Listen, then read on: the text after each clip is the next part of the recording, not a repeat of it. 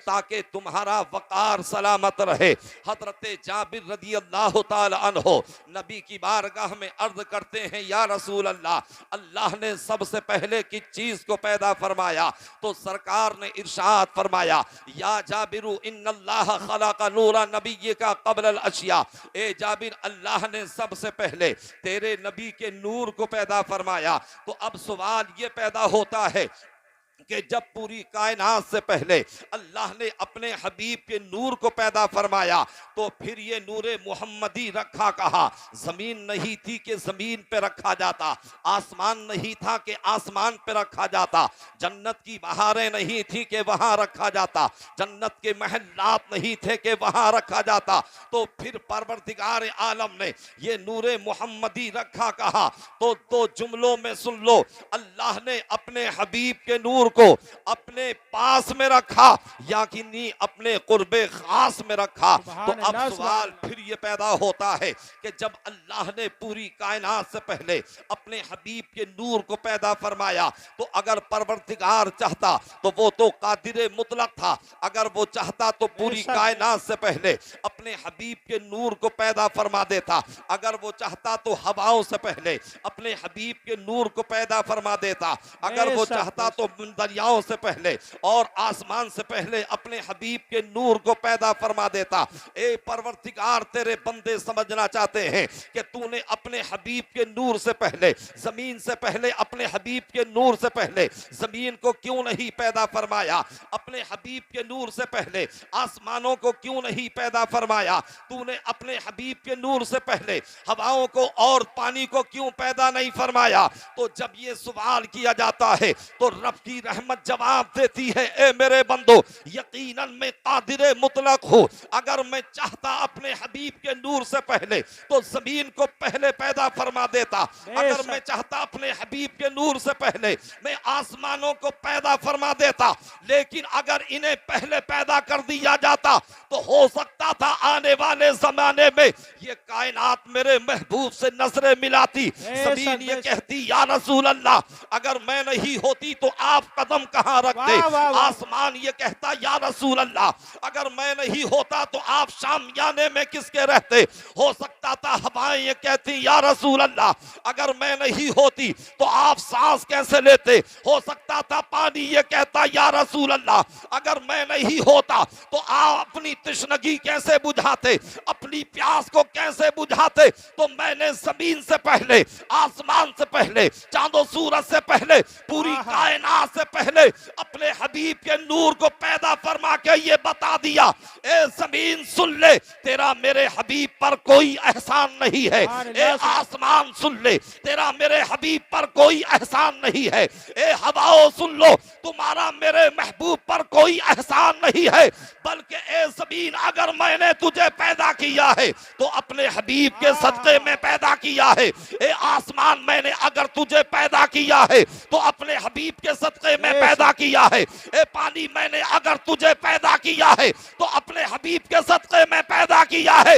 यानी रब की मशीयत को मंजूर ये था कि मेरे महबूब की जात पर किसी का एहसान ना रहे, बल्कि पूरी कायनात पर मेरे हबीब का एहसान रहे और रहमते तमाम ये कह करके गुजर जाए, मोहम्मद नबूदे कस नबूदे, नबूदे हर दो आलम रा वजूदे, मोहम्मद ना होते तो कुछ भी ना होता, और वो जो ना थे तो कुछ ना था, वो जो ना हो तो कुछ ना हो। जान है वो जहान की, जान है तो जहान है। नारे तकबीर, नारे रिसालत, अज़मते मुस्तफ़ा, नूरे मुस्तफ़ा, अल्लामा ज़ाकिर हुसैन नईमी। हज़रात, तो परवरदिगार आलम ने जब तक चाहा अपने हबीब के नूर को अपने कुर्बे खास में रखा, और जब परवरदिगार ने उसे बेहिजाब करना चाहा, जब अपने हबीब के नूर को बेपर्दा करना चाहा, तो अल्लाह ने कायनात की तख्लीक फरमाई, कौनैन की तख्लीक फरमाई, और फिर जन्नत में हजरत आदम अलैहिस्सलाम का पुतला तैयार किया, और रब्बे काबा ने यह ऐलान फरमा दिया था, वइज़ क़ाल रब्बुका लिल मलाइकति इन्नी जाइलुन फिल अर्दि खलीफा। और याद करो, जब तुम्हारे रब अपने फरिश्तों से फरमाया कि मैं जमीन में अपना नाइब बनाने वाला हूं। अब यहाँ एक बात पैदा होती है, यहाँ एक सवाल पैदा होता है, यानी जमीन पर भेजा जाने वाला है मगर तख्लीक जन्नत में की जा रही है। जब हजरत आदम जमीन पर आने वाले थे तो अक्ल तो ये कहती है कि आपका पुतला यही तैयार किया जाता, भेजा तो जमीन पे जाना है मगर तख्लीक जन्नत में की जा रही है।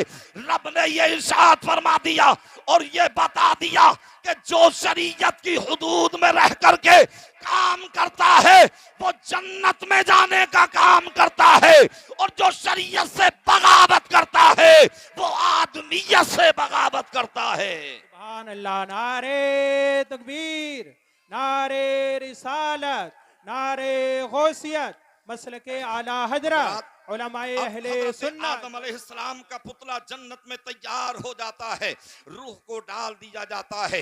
अल्लाह ने फरमाया उसजुदू लि आदम कि तुम आदम को सजदा करो। सबके सब सजदे में चले जाते हैं।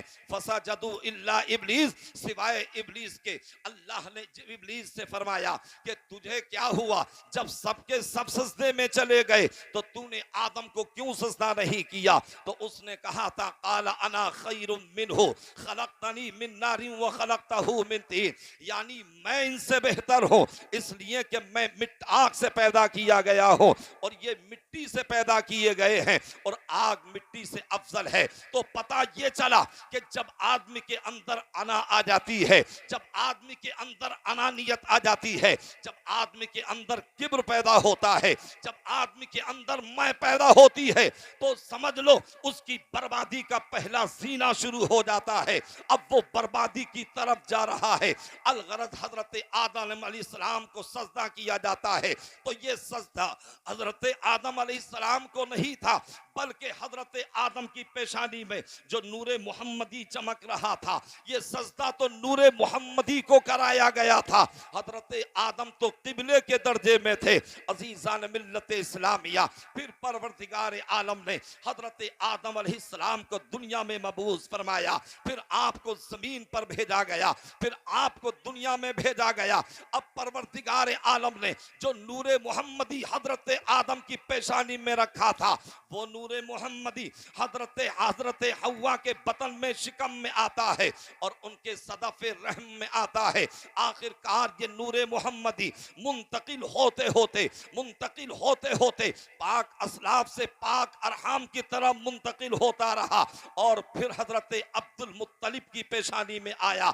जब हजरत अब्दुल मुत्तलिब की पेशानी में आया है तो ये नूरे मोहम्मदी का कमाल रहा है कि जहां जहां नूरे मोहम्मदी रहा है अपनी बरकतें लुटाता रहा है, अपनी अजमतें लुटाता रहा है, मकाम को बुलंद करता रहा है। हजरत अब्दुल मुत्तलिब की पेशानी में नूरे मोहम्मदी चमक रहा है। उनकी इज्जत का आलम यह है कि जिस रास्ते से गुजर रहे हैं औरतें दावतें निकाह दे रही हैं, जिस रास्ते से गुजर रहे हैं उनसे लोग मोहब्बत करते नजर आ रहे हैं। खाने काबा का मुतवल्ली आपको बना दिया गया है। अलगरद हजरत अब्दुल मुत्तलिब की शादी हजरत फातिमा से हो जाती है। फिर जब वो नूरे मोहम्मदी हजरत फातिमा के सदफे रहम में पहुंचता है हजरत, फिर हजरत अब्दुल्ला दुनिया में आते हैं। अब ये नूरे मोहम्मदी हजरत अब्दुल्ला की पेशानी में चमक रहा है। जैसे ही हजरत अब्दुल्ला दुनिया में आए हैं, जवानी में कदम रखा है, ये खबर पूरी दुनिया में मुश्तहर हो जाती है, ये खबर पूरी दुनिया में फैल जाती है। तो रैत के आलिमों ने कहा था, इंजील के आलिमों ने कहा था, ज़बूर के आलिमों ने कहा था कि ए दुनिया ईसाइयत सुन ले, ए दुनिया यहूदियत सुन ले और ए दुनिया नसरानियत सुन ले, इसलिए कि नूरे मोहम्मदी अपने बाप अब्दुल्ला की पेशानी में आ चुका है। और वो नूरे मोहम्मदी एक दिन जो है यानी इमामुल अंबिया इस दुनिया में तशरीफ लाएंगे। अगर वो नबी आखिरुज़ ज़मा आ गए तो तुम्हारे मजहब ईसाइयत का क्या होगा, तुम्हारे मजहब नसरानियत का क्या होगा, तुम्हारे मजहब यहूदियत का क्या होगा। तो उनके उलमा ने कहा था अगर तुम चाहते हो कि तुम्हारे दीन के मज़ाहिब का तहफ़्फ़ुज़ हो सके तो तुम अब्दुल्लाह को कत्ल कर दो, इसलिए कि ना रहेगा बांस, ना बजेगी बांसुरी। अगर तुम अब्दुल्लाह को कत्ल कर दोगे तो फिर मोहम्मद दुनिया में तशरीफ नहीं लाएंगे। अजीजान मिल्लत इस्लामिया, यानी नूरे मुस्तफ़ा को और दीने मुस्तफ़ा को मिटाने के मंसूबे और दीने खुदा को मिटाने के मंसूबे आज कोई नए नहीं बनाए जा रहे हैं, बल्कि ये तो बहुत दिनों पहले से कोशिशें की जा रही हैं, मगर आज तक दीन को कोई मिटा ना सका है। ना कल किसी ने दीन को मिटाया था, ना आज कोई मिटा सकता है, ना सुबह क़यामत तक कोई मिटा सकेगा। मिट गए मिटते हैं, मिट जाएंगे आधा तेरे, ना मिटा है ना मिटेगा कभी चर्चा तेरा। तवज्जो के साथ में मेरी गुफ्तगू को समाअत कीजिएगा। अब हजरत अब्दुल्ला की पेशानी में नूरे मोहम्मदी चमक रहा है। 70 यहूदी नौजवान जमा होते हैं, अज़्म मुसम्मम करके अपने घरों से तलवारें लेके चलते हैं, जो कि जहर में बुझी हुई तलवारें थी, और हजरत अब्दुल्ला को कत्ल करने के इरादे से निकले हैं। इनने के चलने का अंदाज ये है कि ये दिन में तो रात छुप जाते हैं, रात में ये सफर करते हैं। अब ये सफर करते करते आए मक्का शरीफ के करीब। इन्होंने लोगों से पूछा था, लोगों बताओ कि हम अब्दुल्ला से मुलाकात करना चाहते हैं, हम अब्दुल्ला से मिलना चाहते हैं। लोगों ने कहा, देखो वो सामने जो अब्दुल्ला है, मगर तुम इनसे अब तो मुलाकात ना कर सकोगे। लेकिन अब्दुल्ला कभी कभी मक्के की पहाड़ियों में चले जाते हैं, सहराए मक्का में चले जाते हैं, कभी कभी दश्ते मक्का में चले जाते हैं, शिकार करने के लिए चले जाते हैं। जब यहूदियों ने यह सुना तो उनके दिल की कली खिलने लगी और वो पूरे मुकम्मल तौर से मुतमईन हो गए कि चलो पहाड़ियों में हम पनाह लेते हैं, हम पहाड़ियों में मख्फी और पोशीदा होकर के बैठते हैं। अब ये 70 यहूदी मक्के की पहाड़ियों में जाकर के छुप जाते हैं। एक मर्तबा हजरत अब्दुल्ला जब मक्के की पहाड़ियों की तरफ आप शिकार के लिए गए हैं, जैसे ही आप वहां पहुंचे, यहूदियों ने देखा कि हमारा शिकार हमारे दामे फरेब में आने वाला है। सबके सब पहाड़ियों से निकल करके आते हैं और नरगे में ले लेते हैं। हजरत अब्दुल्ला को बीच में ले लेते हैं, तलवारें निकाल रहे हैं, हजरत अब्दुल्ला को कत्ल करना चाहते हैं। और ये अज़्म मुसम्मम करके आए हैं, ये पक्का इरादा करके आए हैं, चाहते थे कि उन पे तलवारों से हमला कर दें। मगर कुरैश खानदान के एक शख्स थे जिनका नाम था हजरत वहब बिन अब्दे मुनाफ। जब उन्होंने ये मंजर देखा तो यानी खानदानी हमीयत ने जोश मारा। हजरत वहब बिन अब्दे मुनाफ ने चाहा कि मैं आवाज दूं, लेकिन जब आपने आवाज दी तो ऐसा लगता था जैसे किसी ने गले को दबोच लिया हो। हजरत वहब बिन अब्दे मुनाफ पत्थर को उठाना चाहते हैं, मगर ज़मीन ने पत्थर को नहीं छोड़ा है। हजरत अब्दे मुनाफ, वहब बिन अब्दे मुनाफ, यानी आप तेज दौड़ करके जाना चाहते हैं, मगर ज़मीन ने आपके कदमों को पकड़ लिया है कि आप क्या समझ रहे हैं, ये मामला क्या आया है। हजरत वहब बिन अब्दे मुनाफ अगर आवाज देना चाहते हैं तो आवाज नहीं निकल रही है, अगर पत्थर उठाना चाहते हैं जमीन ने पत्थर को नहीं छोड़ा है, अगर कदमों से तेज तोड़ करके जाना चाहते हैं तो जमीन ने कदमों को पकड़ लिया है। इसकी वजह यह थी कि अगर हजरत अब्दे मुनाफ आवाज दे करके हिफाजत करते, अगर पत्थर मार करके हिफाजत करते, अगर दौड़ करके जा करके बचाते, तो हजरत अब्दुल्ला को तो बचना ही था।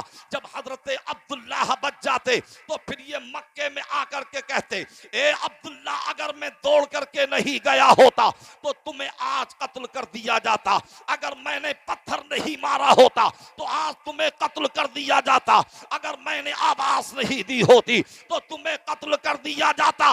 यानी हजरत अब्दुल्ला पर हजरत वहब बिन अब्दे मुनाफ मक्के में आकर के एहसान जताते, मगर ये रब की मशीयत को मंजूर नहीं था कि मेरे महबूब पर कोई एहसान जताए। हजरत वहब बिन अब्दे मुनाफ तो हिफाजत करने की तदबीरें सोच रहे थे, मगर रब की मशीयत ऐलान कर रही थी कि फानूस बन के जिसकी हिफाजत हवा करे वो शमा क्या बुझे जिसे रोशन खुदा करे। नारे तकबीर, नारे रिसालत, नारे गौसियत, मसलके आला हजरत, उलमाए अहले सुन्नत, अल्लामा ज़ाकिर हुसैन नईमी। यानी अल्लाह अल्लाह ने फरिश्तों की जमात को भेजा जो कि अपने हाथों में तलवारें लेकर के आए और उन 70 यहूदियों को कत्ल कर दिया, उन्हें खाक को खून में मिला दिया। हजरत अब्दुल्ला बहिफाजत मक्के में आते हैं, हजरत वहब बिन अब्दे मुनाब भी घर में आते हैं और जैसे ही घर में आए अपनी बीबी हजरत बर्रा से कहा था, ए मेरी बीबी बर्रा, आज मैंने देखा है कि अब्दुल्लाह के साथ में क्या हुआ है, मगर अल्लाह ने उनकी हिफाजत की है। हमें अपनी बेटी आमना के लिए रिश्ता दरकार है। जाओ तुम अब्दुल मुत्तलिब की बारगाह में और उनसे अब्दुल्लाह का हाथ मांग लो और लिहाजा तुम उनका रिश्ता आमना के साथ में कर दो। अब हजरत बर्रा दौड़ करके जाती हैं, हजरत अब्दुल मुत्तलिब के पास में जाती हैं और जाने के बाद कहती हैं, ए अब्दुल मुत्तलिब, मैं तुम्हारे बेटे अब्दुल्लाह का रिश्ता मांगने के लिए आई हूं, तुम अपने बेटे का रिश्ता आमना के साथ में कर दीजिए। और मेरी बेटी के अंदर औसाफे हमीदा है, मेरी बेटी बड़ी नेक खसलत है, मेरी बेटी बड़ी अच्छी है, उसके अंदर कोई गुनाह की कमी की बात नहीं है। हजरत बर्रा ने कहा था, मेरी बेटी आमना की तरह से आज दुनिया में कोई लड़की नहीं है। हजरत अब्दुल मुत्तलिब ने कहा था कि मेरे बेटे अब्दुल्ला की तरह से आज कोई नौजवान नहीं है। और हजरात, दोनों की नजीर मिल भी कैसे सकती थी? इसलिए कि इमामुल अंबिया को आना था, मुस्तफा जान रहमत को आना था, शहनशाह बतहा को आना था। अलगरस निकाह हो जाता है, शादी हो जाती है। अब हजरत अब्दुल्ला और हजरत आमना का दोनों का जो है यानी रिश्ता इज़्दिवाज में मुंसलिक हो जाते हैं। अब दोनों का रिश्ता हो जाता है। लेकिन हजरात, जब नूरे मोहम्मदी की खबर पूरी दुनिया में गश्त कर रही थी, जब ये खबर मुल्क शाम में पहुंची है, जब ये खबर मुल्क यमन में पहुंची है, जब ये खबर मिस्र की सरजमीन पर पहुंची है, जब ये खबर ईरान की सरजमीन पर पहुंची और जब मुल्क शाम की सरजमीन पर पहुंची, तो मुल्क शाम के बादशाह की बेटी जिसका नाम फातिमा मुअर्रिखीन ने लिखा है, जब फातिमा ने ये सुना कि नूरे मोहम्मदी अब्दुल्ला की पेशानी में जगमगा रहा है, उसने अपनी कनीजों को लिया, उसने अपने मालो असासा को लिया, उसने अपने मालो दौलत को लिया और सबको यकजा करने के बाद वो मक्के की तरफ सफर करना शुरू कर देती है। और मुद्दते मदीद के बाद फिर ये मक्के की सरजमीन पर आती है। हतीम काबा के पास इसने क़याम किया, लोगों से पूछा था, लोगों बताओ कि हजरत अब्दुल्लाह कहाँ मिलेंगे, मैं हजरत अब्दुल्लाह को देखना चाहती हूँ, उनसे मुलाकात करना चाहती हो। किसी ने कहा सामने देख रहे हो, यही हजरत अब्दुल्ला हैं जो खाने काबा का तवाफ कर रहे हैं। हजरत अब्दुल्ला तवाफ काबा कर रहे थे। अब वो लड़की फातिमा जाती है, ईरान की शहजादी हजरत अब्दुल्ला के पास में पहुंची और पहुंचने के बाद में कहा था, उसने चेहरे को देखा तो और ज्यादा फरेफ्ता हो जाती है, इसलिए कि अब्दुल्ला की पेशानी चमक रही थी। हजरत अब्दुल्ला से कहा था, ए अब्दुल्ला, क्या तुम मुझसे निकाह करोगे, क्या तुम मुझसे शादी करोगे?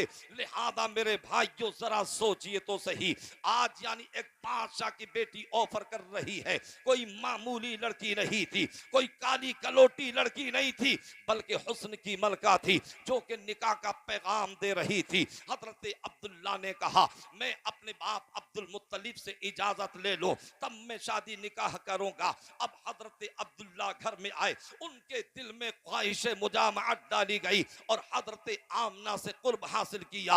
अब वो नूरे मोहम्मदी हजरत आमना के सदफे रहम में चला जाता है। अब हजरत अब्दुल्ला सुबह को हजरत अब्दुल मुत्तलिब से कहते हैं, ए वालिदे गिरामी, मुल्क शाम के बादशाह की बेटी आई है और उसने मुझे पैगाम निकाह दिया है, उसने मुझे निकाह का पैगाम दिया है, मगर जब तक आप इजाजत नहीं दोगे उस वक्त तक मैं शादी नहीं करूंगा, जब तक आप इजाजत नहीं दोगे उस वक्त तक मैं निकाह नहीं करूंगा। तो ए मेरे नौजवानों, जरा सोचो और जरा तसव्वुर तखय्युल में लाओ, सरकार के वालिद हजरत अब्दुल्लाह को यानी निकाह सानी की इजाजत ले रहे हैं। अब वो नौजवान कान खोल करके सुने कि जो अपनी मर्जी से शादी कर रहे हैं, ना बिरादरी देख रहे हैं, ना ईमान देख रहे हैं, ना काफिरा को देख रहे हैं, ना मुशरिका को देख रहे हैं, और दीवानी यानी जवानी दीवानी हुआ करती है। जरा सी मोहब्बत क्या हो गई, फिर तो न माँ की इज्जत का ख्याल है, न बाप की इज्जत का ख्याल है, न खानदान की इज्जत का ख्याल है, न रिश्तेदारों का ख्याल है। अब ये दोनों या तो कोर्ट मैरिज कर रहे हैं या भाग करके शादी कर रहे हैं। अब ये शादी तो होती है, मगर मेरे भाइयों नतीजा क्या निकलता है, महीने 2 महीने गुजरते हैं, या तो किसी को कत्ल कर दिया जाता है, या उसे रेलवे स्टेशन पर छोड़ दिया जाता है, या उसे जहर दे दिया जाता है, या तो तलाक की बात आ जाती है, या खुला की बात आ जाती है। देखो थाना मुंडा पांडे में जाकर के, देखो मुरादाबाद की कोर्ट और कचहरी में, देखो आप रामपुर की कोर्ट और कचहरी में जाकर के सबसे ज्यादा मुकदमे मिलेंगे तो आपको मुसलमान लड़कियों के, औरतों के मिलेंगे, या तो जहेज पीड़िता के मिलेंगे, या लड़की बाजी के मिलेंगे, या लड़की को भगाने के मिलेंगे। लिहाजा मेरे नौजवानों, मैं तुम्हें ये पैगाम देना चाहता हूं, अरे जो रिश्ता लज्जते नफ्स के लिए किया जाता है उसमें मोहब्बत नहीं होती, उसमें बिगाड़ होता है, उसमें बेइज्जती होती है, उसमें रुसवाई होती है।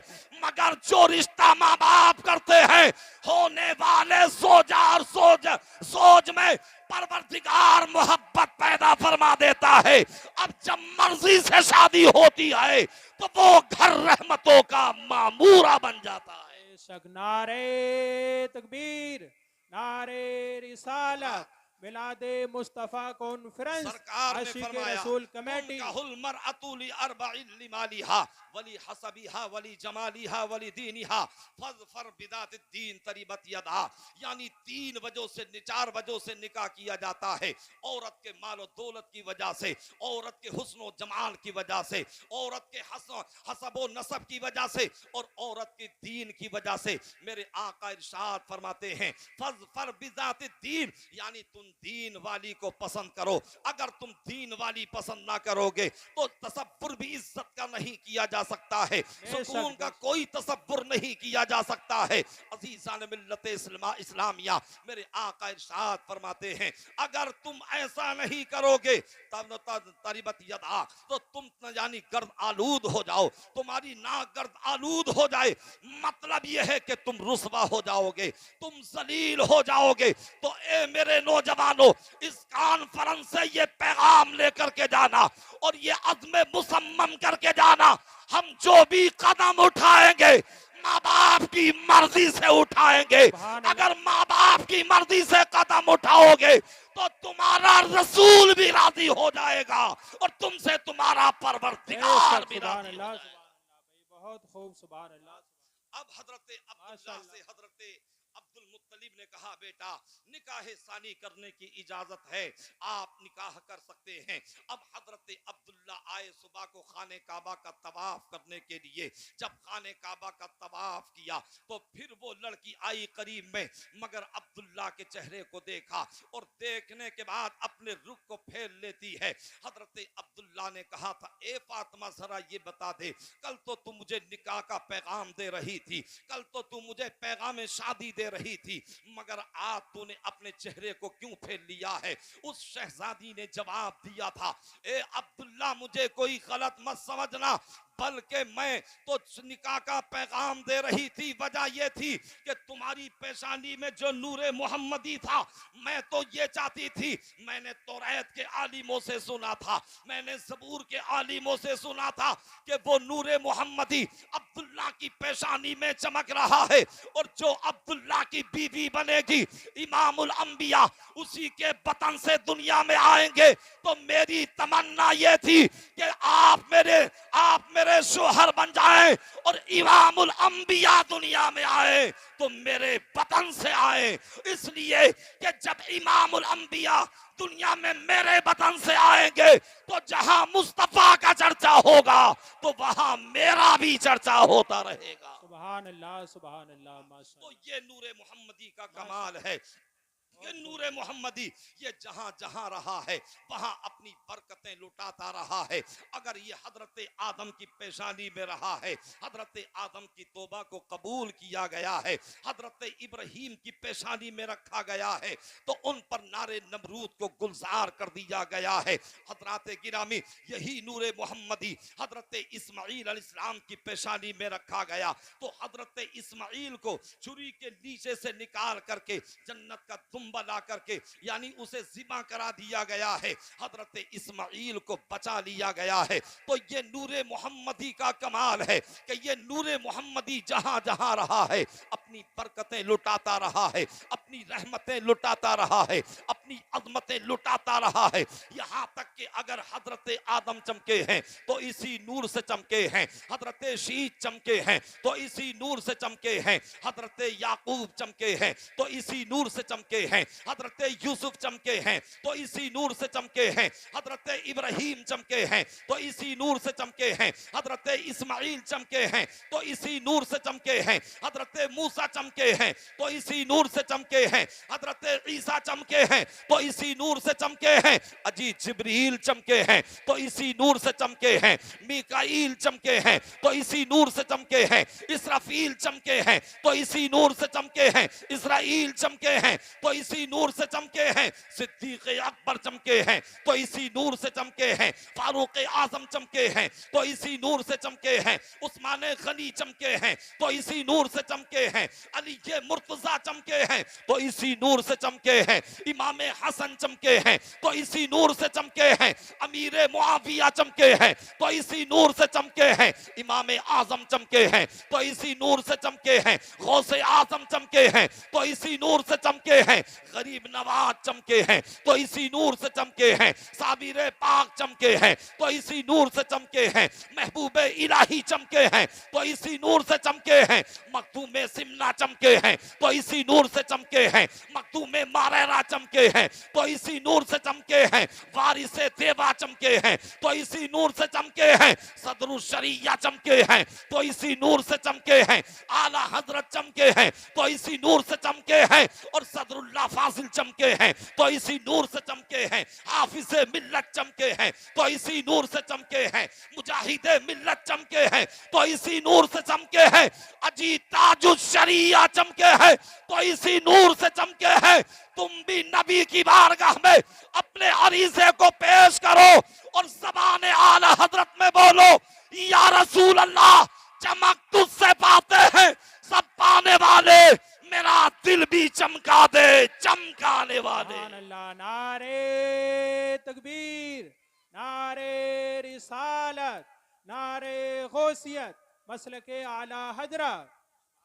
हज़रात, जो मुझे टाइम दिया गया है इंशाअल्लाह मैं उसी टाइम के मुताबिक जो है अपना कलाम और अपनी गुफ्तगू को जारी रखूंगा। जब मेरा टाइम मुकम्मल हो जाएगा तो इंशाअल्लाह मैं अपनी गुफ्तगू को ख़त्म कर दूंगा। ना तो पैसे गिनने से मुझ पे कुछ फ़र्क पड़ेगा और ना जो है इशारा करने से कुछ फ़र्क पड़ेगा। हज़रात गिरामी, अल्लाह का बहुत बड़ा फजल एहसान है, बड़ी बड़ी कॉन्फ्रेंसों में बोलने का मौका मिलता है। अज़ीज़ान मिल्लत इस्लामिया, तो ये सरकार की आमद का सदका है, मुस्तफ़ा जान रहमत के नालैन का सदका है। सरकार आला हजरत ने तो कहा था कि निगाहे लुत्फ के उम्मीदवार हम भी हैं, लिए हुए ये दिले बेकरार हम भी हैं, और सर पे रखने को मिल जाए जो नालाने पाके हुजूर तो फिर कहेंगे कि हाँ ताजदार हम भी हैं। अलगरज सरकार अपनी माँ के शिकम में हैं, यानी अपनी माँ के शिकम में आप पल रहे हैं, यानी 2 महीने आप 2 महीने के अपनी माँ के शिकम में हैं। हजरत आमना को 2 महीने का हमल है। हजरत अब्दुल मुत्तलिब ने कहा था, ए मेरे बेटे अब्दुल्ला, हमारे यहाँ बच्चा पैदा होने वाला है, हम मक्के वालों की दावत करेंगे, तुम माले तिजारत लेकर के जाओ मुल्क शाम और वहां से जरे कसीर लेकर के आओ, हम अच्छी दावत खिलाएंगे, हम लोगों की ज़ियाफत करेंगे, हम लोगों को दावत ताम देंगे। अलगरज हजरात, हजरत अब्दुल्ला जाते हैं मुल्क शाम की तरफ जाते हैं और तिजारत करते हैं। जब वापस होने लगते हैं, मदीना शरीफ की सरजमीन पर पहुंचे, आपकी तबीयत नासाज हो गई। हजरत अब्दुल्ला वहीं रुक जाते हैं, काफले वाले मदीना मक्का शरीफ आ जाते हैं। हजरत अब्दुल मुत्तलिब ने कहा था, ए लोगों जरा ये बताओ कि तुमने मेरे बेटे अब्दुल्लाह को कहां छोड़ा है? लोगों ने, काफले वालों ने कहा, उनकी तबीयत नासाज थी, हमने उन्हें मदीना शरीफ में छोड़ा है। हजरत अब्दुल मुत्तलिब अपने बेटे हारिस को भेजते हैं कि जाओ अपने भाई अब्दुल्ला को लेकर के आओ। अब हारिस जाते हैं और जैसे ही मदीना शरीफ में पहुंचे तो पता चला कि हजरत अब्दुल्ला का तो विसाल हो चुका है। हजरत अब्दुल्ला अब दुनिया में नहीं रहे। अल्लाह अल्लाह, जब हजरत हारिस वापस पलट करके आते हैं, हजरत अब्दुल मुत्तलिब को पता चलता है। जब ये खबर पहुंचती है, दिल में जो है ना जाने कितने अरमान दम तोड़ने लगते हैं। हजरात, एक मर्तबा हजरत अब्दुल मुत्तलिब खाने काबा का तवाफ कर रहे थे। मक्के के कुछ लोगों ने कहा था और ये कहने लगे कि अब्दुल मुत्तलिब जरा ये बताइए कि आपके बेटे अब्दुल्ला का इंतकाल हो चुका है, मगर आपकी बहू, आपके बेटे की बीवी क्या अपने शोहर का सोग नहीं मनाती है? क्या वो अपने शोहर का गम नहीं करती हैं? वो कौन सी खुशबू और इत्र इस्तेमाल करती हैं? ऐसी मक्के वालों ने कभी पहले सूंघी है और शायद न आइंदा कभी सूंघ सकते हैं। हजरत अब्दुल मुत्तलिब घर में आए, अपनी बीवी हजरत फातिमा से कहा था, ए मेरी बीवी फातिमा, अपनी बहू हजरत आमना से पूछो क्या ये अपने शोहर का गम नहीं मनाती हैं? क्या ये अपने शोहर का सोग नहीं मनाती हैं? हजरत फातिमा ने कहा, ए मेरे शोहर नामदार, मुझसे भी मेरे महल्ले की कुछ औरतों ने इसी तरह के एतराजात किए थे और मुझसे भी चाहा था कि मैं सवाल करूं। जब मैंने चाहा कि सवाल करूं तो हजरत फातिमा, हजरत आमना की पेशानी से एक नूर निकला और वो नूर इस तरीके से निकला कि मेरी पेशानी से टकराया और मैं जमीन पर गश खा करके गिर जाती हूँ। अल्लाह अल्लाह। अब हजरत फातिमा कहती है, अब्दुल मुत्तलिब, मेरे अंदर हिम्मत और जुर्रत नहीं है, मेरे अंदर सकत नहीं है, मेरे अंदर कुव्वत और ताकत नहीं है। आप खुद ही हजरत आमना से पूछ लीजिए कि ये कौन सी खुशबू इस्तेमाल करती हैं। इतने में हजरत अब्दुल मुत्तलिब से ये कहने के बाद थोड़ी सी मिट्टी लेकर के आती हैं, कहती हैं कि इस पर हजरत आमना का हाथ लगा था। अब वो मिट्टी हजरत अब्दुल्ला को दी गई। जब हजरत अब्दुल मुत्तलिब को वो मिट्टी दी गई, जब हजरत अब्दुल मुत्तलिब ने उसे सूंघा तो वो मिट्टी महक रही थी। जब तकिए को देखा तो वो महक रहा था, जब बिस्तर को देखा तो वो महक रहा था, दरो दीवार को देखा तो वो महक रहा था। हजरत आमना ने कहा था, ए वालिदे गिरामी अब्दुल मुत्तलिब, आप शोक की बात करते हैं, आप गम की बात करते हैं। जब से मेरे शोहर अब्दुल्ला का इंतकाल हुआ है, ना दिन में सुकून मिलता है, ना रात में सुकून मिलता है। मैं अख्तर शुमारी करके रात को गुजारती हूँ और आप मुझसे सुनिए, मैं पूरी कैफियत बयान करती हूँ।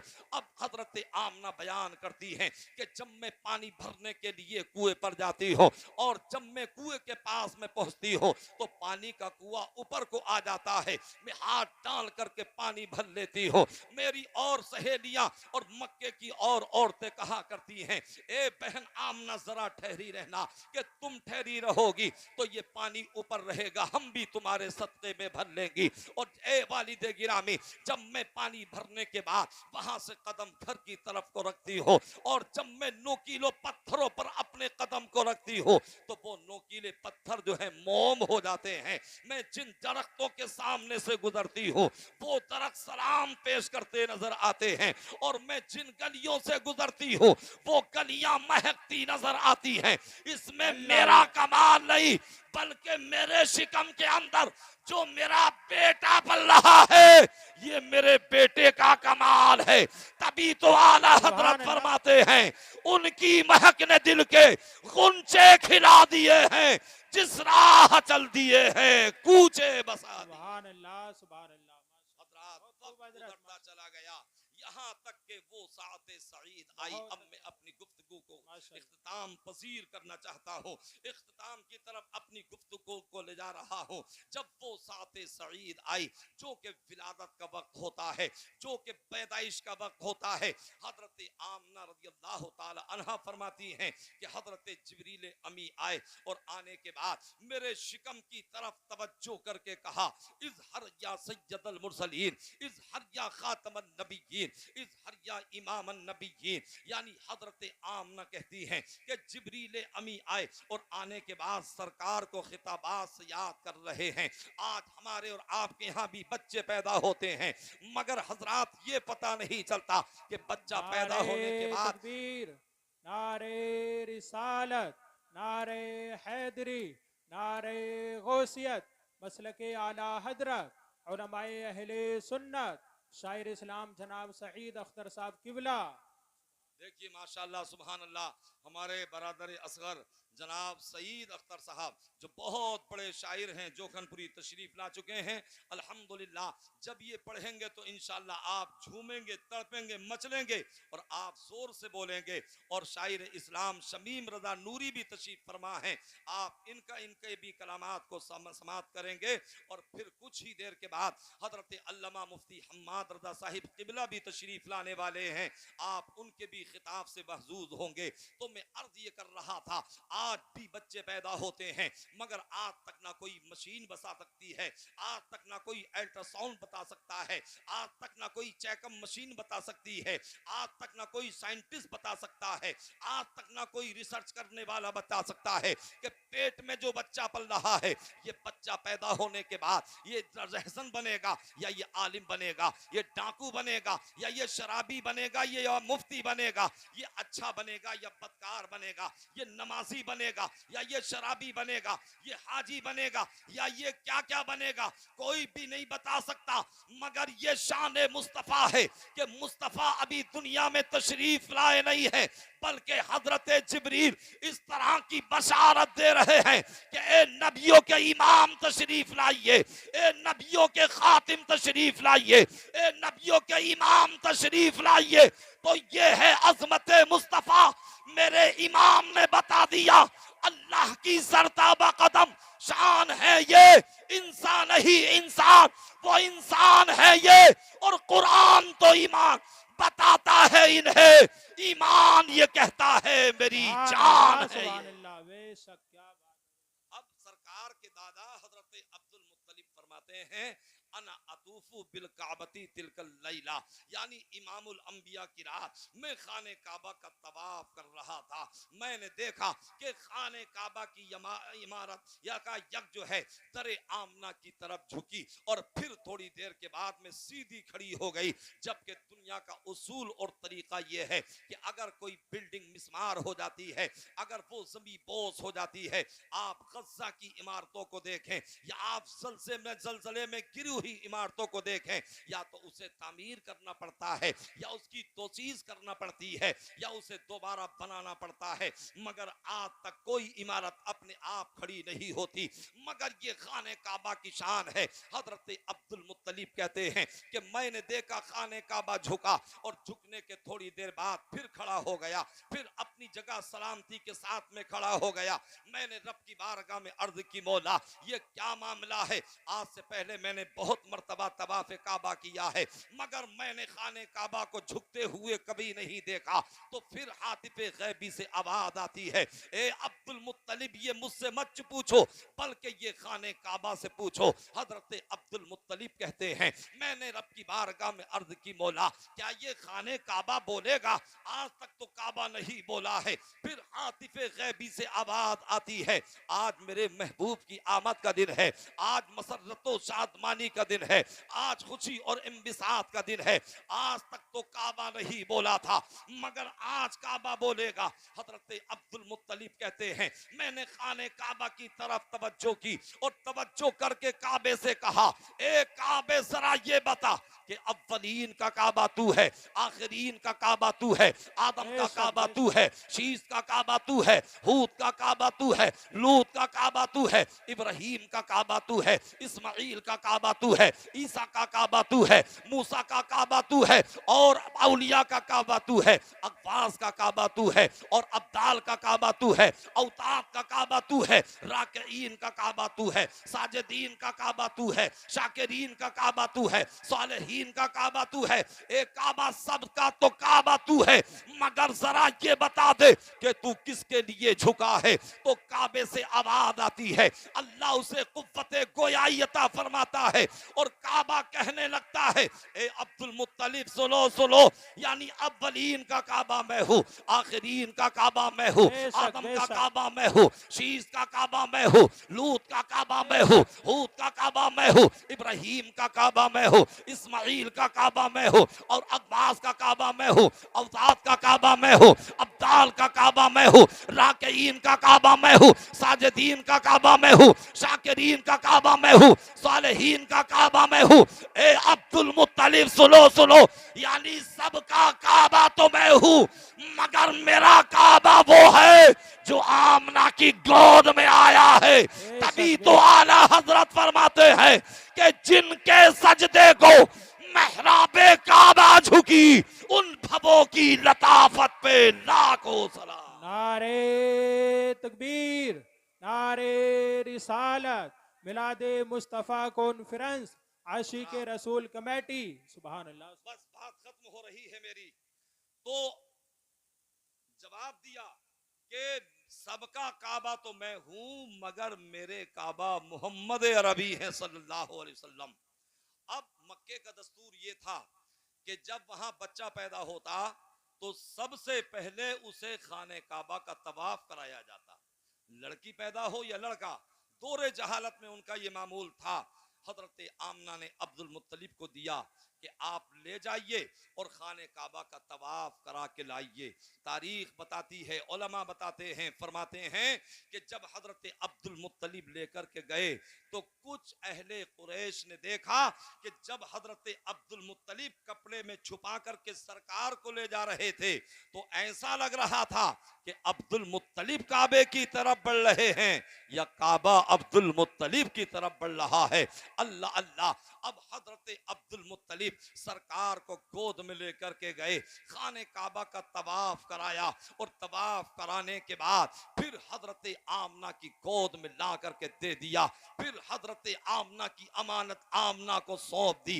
अब हजरत आमना रज़ियल्लाहु ताला अन्हा है, उसके दिल से पूछिए नाकामियों की लज्जतें। जो मुसाफिर लुट गया हो जाके मंजिल के करीब, जिस औरत की कोख में बच्चा पल रहा हो और उसका शोहर दुनिया से चला गया हो, जिस औरत के बच्चा पैदा हुआ हो और बच्चे की पैदाइश से पहले उसका बाप दुनिया में ना रहा हो और वो औरत बेवा हो गई हो, उसके दिल पर क्या गुजरती होगी, उसे कितनी अज़ियतें होती होंगी, उसे कितनी तकलीफें होती होंगी। अल्लाह अल्लाह। अब हजरत आमना रज़ियल्लाहु ताला अन्हा है, बात आ रही है आपकी समझ में? तो घूर क्यों रहे हो? मोहब्बत से बोलिए सुभान अल्लाह। सुभान अल्लाह। अच्छा, पीछे वाले तो ये सोच रहे हैं कि सारी जिम्मेदारी हमने आगे वालों को दे दी है, नोटों के जरिए भी दाद वही देंगे और होठों के जरिए भी दाद वही देंगे। मगर याद रखिए, रब फरमाता है ला तज़िरु वाज़िरतुम विज़रा उखरा, क़यामत के दिन एक जान दूसरे का बोझ नहीं उठाएगी। जैसे रामपुर या मुरादाबाद जाकर के बिरयानी खाते हो और उस बिरयानी से न बीवी को फायदा होता है न दूसरे भाई को फायदा होता है, जो खाता है उसी की शिकम सेरी होती है। तो इसी तरीके से अगर आप सुभान अल्लाह बोलेंगे तो सवाब आपको मिलेगा, नेकियां आपको मिलेंगी। एक मर्तबा मोहब्बत से बोलें सुभान अल्लाह। तो मैं अर्ज ये कर रहा था, हजरत अब्दुल मुत्तलिब सरकार को लाए। अल्लाह अल्लाह। अब ये कैसा मुकद्दस बच्चा था और कैसी मुकद्दस शख्सियत थी कि जिनके सदक़े में अल्लाह ने कुनैन की तख्लीक फरमाई। सरकार को लेकर के आए, हजरत आमना की गोद में दे दिया। अब हजरत आमना अपने बच्चे को देख रही हैं और देख करके कह रही हैं, बच्चा बड़ा हसीन है, बच्चा बड़ा खूबसूरत है, बच्चा बड़ा जमाल वाला है, मगर फिर अंदर से दिल भर आता है और पल के आंसुओं से भीग जाती हैं। हजरत आमना सोच रही हैं, अगर बच्चा खूबसूरत है मगर है तो यतीम, बच्चा जमाल वाला है मगर है तो यतीम, अगर इसका बाप दुनिया में होता तो इसके लिए खिलौने ला करके देता, अगर इसका बाप दुनिया में होता तो इसे घुमाने के लिए लेकर के जाता, अगर इसका बाप दुनिया में होता तो इसे लोरियां दे करके सुलाता, लेकिन अब इसका बाप दुनिया में नहीं है। काश इसके बाप अब्दुल्लाह मौजूद होते, काश मेरे शोहर अब्दुल्लाह मरहूम दुनिया में होते। अब हजरत आमना अंदर से दिल तड़प रहा है और आंखें पलकों और पलकें आंसुओं से भीगी जा रही हैं। दिल ही दिल में ये सोच रही हैं, आखिर मेरे बच्चे को लिखना कौन सिखाएगा, मेरे बच्चे को पढ़ना कौन सिखाएगा, मेरे बच्चे को खिलौने कौन ला करके देगा। हजरत आमना तो ये सोच ही रही थी कि हातिफे गैबी से आवाज आती है, ए आमना फिक्रमंद मत हो, अलम यजिद का यतीमन फआबा, अगर हमने बच्चे को यतीम पैदा किया है तो हम इसकी यतीमी दूर करना भी जानते हैं। और ए आमना सुन ले, ये तेरा बेटा बाद में है, मेरा हबीब पहले है। फिर हातिफे गैबी से आवाज आती है, ए आमना फिक्र मत कर, इसलिए कि अगर तेरे बच्चे का खेलने के लिए दिल करेगा तो मैं चांदो सूरज को खिलौना बना दूंगा, अगर तेरे बच्चे का लोरियों को दिल करेगा तो मैं फरिश्तों से लोरियां दिलवा दूंगा। और ए आमना, तेरे बच्चे को लिखाने वाला मैं हूं, तेरे बच्चे को पढ़ाने वाला मैं हूं, अगर तेरे बच्चे का सैर करने को दिल करेगा तो मैं राज को बुला करके सैर करा दूंगा। सुभान अल्लाह, सुभान अल्लाह, माशाअल्लाह। अब एक बात बहुत काबिल गौर है और आखिरी बात मेरी समाप्त कीजिएगा। हजरात गिरामी, अल्लाह ने एक तरफ अपना हबीब भी बनाया, अपना महबूब भी बनाया, अपना रसूल भी बनाया, अपने हबीब के सदक़े में कौनैन की तख्लीक भी फरमाई। तो क्या महबूब के साथ में ऐसा ही सलूक होना चाहिए? क्या महबूबीन के साथ में ऐसा ही सलूक किया जाता है? अगर एक दुनियावी स्कूल में पढ़ने वाला, अगर इंटर या बीए करने वाला नौजवान अगर जुम्मन किसी से मोहब्बत कर लेता है तो अपनी माशूका से कहता है, अपनी महबूबा से कहता है, अरे अगर तू कहेगी तो मैं जमीन में तेरा मकान चांद पे बना दूंगा, अगर तू कहेगी तो आसमान के सितारे तेरे कदमों में ला करके डाल दूंगा, अगर तू कहेगी तो मैं सातों जन्म तेरा साथ निभाऊंगा। हालांकि अगर एफआईआर हो जाती है और जब ऐसो साथ के हाथ में जुम्मन का हाथ दिया जाता है, जैसे ही एक पटा पड़ता है पहला जन्म भूल जाता है, दूसरा पटा पड़ता है दूसरा जन्म भूल जाता है, तीसरा पटा पड़ता है तीसरा जन्म भूल जाता है। तो ये तो दुनियावी मोहब्बत का मामला है कि आदमी अपने महबूब से मोहब्बत करता है, उससे वादे भी करता है, उसे चांद पर मकान बनाने की बातें करता है और सूरज और सितारों को लाने की बातें करता है, सातों जन्म में साथ निभाने की बातें करता है। मगर ए परवरदिगार, तेरे बंदे समझना चाहते हैं कि जब तूने अपने हबीब को महबूब बनाया, अपने रसूल को हबीब बनाया, अपने अपना प्यारा बनाया, तो ए परवरदिगार समझ में नहीं आता कि सरकार 2 महीने के अपनी माँ के शिकम में है, बाप का साया सर से उड़ गया, जब 7-6 साल के हुए माँ का साया सर से उठा लिया गया, 8 साल की दादा की उम्र शरीफ होती है, हजरत अब्दुल मुत्तलिब भी दुनिया में नहीं रहते हैं। ए परवरदिगार, बाप का साया क्यों उठाया गया, दादा का साया क्यों उठाया गया, माँ का साया सर से क्यों उठाया गया? तो बतौर तमसील आप समाप्त कर लीजिए। यानी हम गए किसी यानी अल्लामा यानी शुएब अख्तर के घर में गए, अब हम 2-3 लोग थे, इनके बच्चा आया और बच्चे ने आकर के कहा अस्सलामु अलैकुम। अब साथ में मौलाना यानी सईद अख्तर शायर साहब थे या शमीम रजा नूरी थे, उन्होंने कहा कि बच्चे का कमाल नहीं बल्कि ये तरबियत का असर है, ये माँ की तरबियत का असर है। यानी जब बच्चे ने सलाम किया था, जब बच्चे ने झुक कर के सलाम किया था तो बच्चे की तारीफ होनी चाहिए थी, बच्चे के कमाल को जाहिर करना चाहिए था, मगर बच्चे की तारीफ नहीं होती। अगर कोई किसी के घर में जाता है और बच्चा मुहज्जब अंदाज में सलाम करता है तो बच्चे की तारीफ नहीं बल्कि माँ की तारीफ होती है, बाप की तारीफ होती है कि ये तरबियत का और परवरिश का असर है। तो अगर सरकार के बाप दुनिया में होते, अगर सरकार की माँ दुनिया में होती, अगर सरकार के दादा दुनिया में होते, तो जब सरकार के कमालात और मेरे आका के यानी कमालात को लोग देखते तो दुनिया वाले ये कह सकते थे कि ये तो माँ की तरबियत का असर है, ये तो बाप की तरबियत का असर है, ये तो दादा की परवरिश का असर है। तो परवरदिगार ने सबको उठा लिया और ये बता दिया महबूब यानी तुझे लिखाने वाला मैं हूँ, तुझे पढ़ाने वाला मैं हूँ, तेरी परवरिश करने वाला मैं हूँ, तुझे पालने वाला मैं हूँ और तुझे कौनैन का मालिक व मुख्तार बनाने वाला मैं हूँ। सुभान अल्लाह, सुभान अल्लाह, माशाअल्लाह। अल्लाह ने फरमाया वमा अरसलनाका इल्ला रहमतल लिल आलमीन, ए महबूब हमने आपको सारे आलम के लिए रहमत बना करके भेजा है। परवरदिगार आलम हम सबको सिरात मुस्तकीम पर चलने की तौफीक अता फरमाए और इसी मुख्तसर पर हम सबको अमल करने की तौफीक अता फरमाए। आमीन। अस्तगफिरुल्लाह रब्बी मिन कुल्लि ज़ंबिन व अतूबु इलैहि।